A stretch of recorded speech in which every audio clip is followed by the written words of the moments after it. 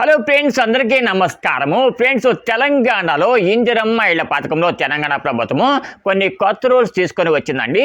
ఎవరైతే తెలంగాణలో కానివ్వండి, లేదంటే గ్రేటర్ హైదరాబాద్లో కానివ్వండి, ఇంతకుముందు తెలంగాణ ప్రభుత్వం దగ్గర నుంచి రాజీవ్ స్వగృహ ఇళ్ల పథకం ద్వారా కానివ్వండి, లేదంటే రాజీవ్ గృహకల్ప ఇళ్ల పథకం ద్వారా కానివ్వండి, లేదంటే ఇందిరమ్మ ఇళ్ల పథకం ద్వారా కానివ్వండి, ప్రభుత్వం దగ్గర నుంచి ఆల్రెడీ ఇంతకుముందే ఇల్లు పొందారు. అటువంటి వారు కూడా మళ్ళీ ఇప్పుడు ఇందిరమ్మ ఇళ్ల పథకం ద్వారా డబుల్ బెడ్ ఇల్లు కానివ్వండి, లేదంటే ఇందిరమ్మ ఇల్లు కానివ్వండి కేటాయిస్తామని చెప్పేసి ప్రభుత్వం చెప్తూ ఉందండి. సో అసలు దీని డీటెయిల్స్ ఏంటో మొత్తం అన్ని కూడా డీటెయిల్గా చెప్తాను, జాగ్రత్తగా ఎండ్ వరకు చూడండి.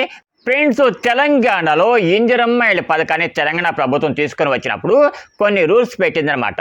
వాటిలో మొదటి రూల్ వచ్చేసి, ఎవరికైతే ఇంతకు ముందు తెలంగాణలో రాజీవ్ స్వగృహ ఇళ్ల పథకం ద్వారా కానివ్వండి, రాజీవ్ గృహకల్ప ఇళ్ల పథకం ద్వారా కానివ్వండి, లేదంటే ఇందిరమ్మ ఇళ్ల పథకం ద్వారా కానివ్వండి ప్రభుత్వం దగ్గర నుంచి ఇల్లు శాంక్షన్ అయిందో అటువంటి వారికి మళ్ళీ ఇల్లు శాంక్షన్ చేయము ఇందిరమ్మ ఇళ్ల పథకం ద్వారా అని చెప్పేసి ప్రభుత్వం ఒక రూల్ పెట్టిందనమాట. కానీ ఈ రూల్ అందరికీ వర్తించదండి. కొంతమందికి ఇల్లు వచ్చినా కూడా అప్పుడు మళ్ళీ ఇప్పుడు ఇందిరమ్మ ఇల్లు వచ్చే ఛాన్స్ ఉందని.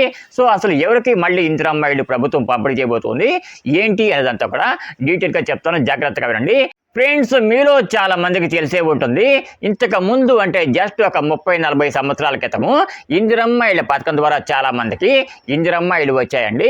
ఓన్లీ ఇందిరమ్మ ఇళ్ల పథకం ద్వారానే కాదు, రాజీవ్ గృహకల్ప ఇళ్ల పథకం ద్వారా కూడా కొంతమందికి ఇల్లు వచ్చాయండి. మరికొంతమందికి అయితే రాజీవ్ స్వగృహ ఇళ్ల పథకం ద్వారా కూడా ఇల్లు వచ్చాయండి. సో ఎవరికైతే ఇలా ప్రభుత్వం తీసుకువచ్చిన వివిధ పథకాల ద్వారా ఇంతకు ముందు ఇల్లు వచ్చాయో అటువంటి వాడికి మళ్ళీ ఇందిరమ్మ ఇళ్ల పథకం ద్వారా ఇల్లు శాంక్షన్ చేయమని చెప్పేసి ప్రభుత్వం చెప్పిందనమాట. కానీ దీనికి ప్రభుత్వం కొన్ని రూల్స్ పెట్టిందనమాట.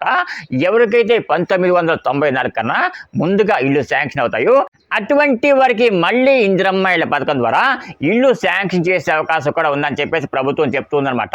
ఎందుకంటే 1994ని ప్రభుత్వము ఒక కట్ ఆఫ్ డేట్గా పెట్టిందనమాట. 94 తర్వాత ఎవరికైతే వివిధ పథకాల ద్వారా ఇల్లు శాంక్షన్ అవుతాయో అటువంటి వారికి మాత్రమే ఇప్పుడు ఇందిరమ్మ ఇళ్ల పథకం ద్వారా మళ్ళీ ఇల్లు శాంక్షన్ చేయరండి. 94 కన్నా ముందుగా మీకు ఇల్లు కనుక శాంక్షన్ అయితే తప్పకుండా మళ్ళీ మీకు ఇప్పుడు ఇందిరమ్మ ఇళ్ల పథకం ద్వారా ఇల్లు వస్తుందన్నమాట. కాబట్టి తప్పకుండా ప్రతి ఒక్కరూ గుర్తుంచుకోండి. సో చాలా మంది ఇంతకు ముందు ఇల్లు తీసుకొని కూడా మళ్ళీ అప్లై చేసుకున్నారండి.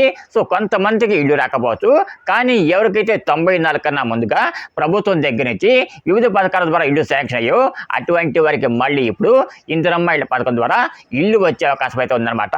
మీరు గ్రేటర్ హైదరాబాద్ కనుక ఇందిరమ్మ ఇళ్ళకి అప్లై చేసుకొని ఉన్నట్లయితే తప్పకుండా మళ్ళీ మీకు డబుల్ బెడ్ ఇల్లు వచ్చే ఛాన్స్ కూడా ఉందండి. సో ఆల్రెడీ ఇంతకు ముందే మీకు ప్రభుత్వ పథకాల ద్వారా ఇల్లు కనుక శాంక్షన్ అయితే తప్పకుండా ఒకసారి మీరు చెక్ చేసుకోండి.